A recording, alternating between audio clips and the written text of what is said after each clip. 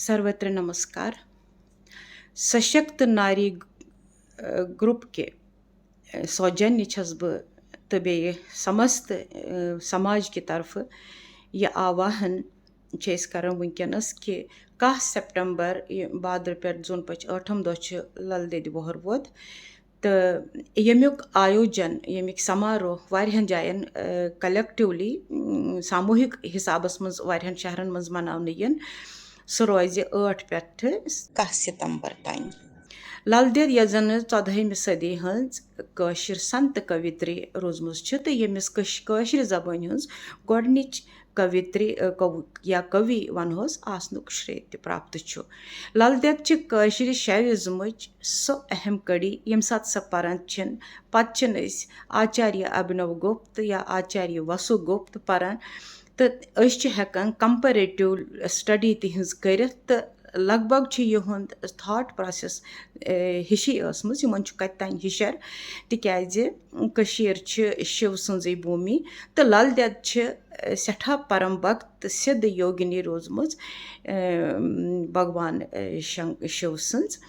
यम जन बार बार कत कर्मज कि नेब्र छुन छांडनुक जरूरत दाई तम चोन गोड़े अंदरे सो सपंद सो हरकत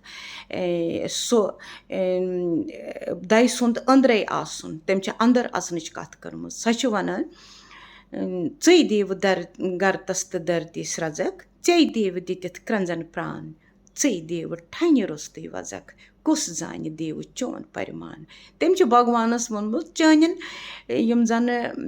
रहस्य तथ कुस वात ऐ ऐसे हिवन क्रंजन यमन मज कह मोमेंट आसन हरकत आसन क्रंजन ऐ प्राण दितमित युस तथ संसारस मज रूप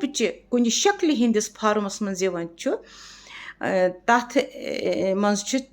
ऐ बरमित प्राण ऐ बरमुत स्पंद या हरकत। लल दद अगर कह वाक सो पर्न वारिया सख्त तो कह वाक यम सेद स्योद फिक्री तरन तो यहिंद कह लफ्ज यहिंद कह भाव मेटाफोरिक यूज करान यानी रूपक हिसाब कह पन्निस कृतित्वस मन सह वालन मसलन अस पेवान गर याद तो वनान दिल चुम ब्रह्मान गर गछा स्ट्रगल करान तो वनान आय मे पन सदरस नावि छस लमान ओम पन वनकस मेटाफोरिक यूज करान कि यह स्ट्रगल लल दद दिमो आय मे पन तार यानी या कह बेमौक चीज वनान टंग चूंट पपन चेरन समें वोनमुत तेल हे माल आसान यथी केरन टंग चूंट पपन चेरन सत यानी यस जन समाजस मज या सनिस व्यक्तित्वस मज प्रभाव हेक त्रवित यह सो संत कवित्री रोजम तिकाज आम शायर यूत प्रभावशाली हेकान कि दिमो तम सदो शारो मज कह रेफरेंस यानी लल दद सामाजिक प्रभाव सठा रोदमुत यस वनकस समारोह मनावान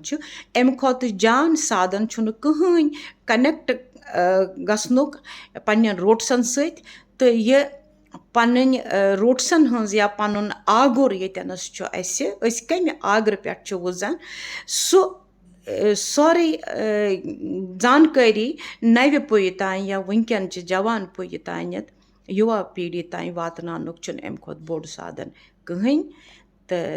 यह आवाहन सारी मनावो वारकार यह दह तो लल मज रूजिन सहायक। ओम शिवोहम।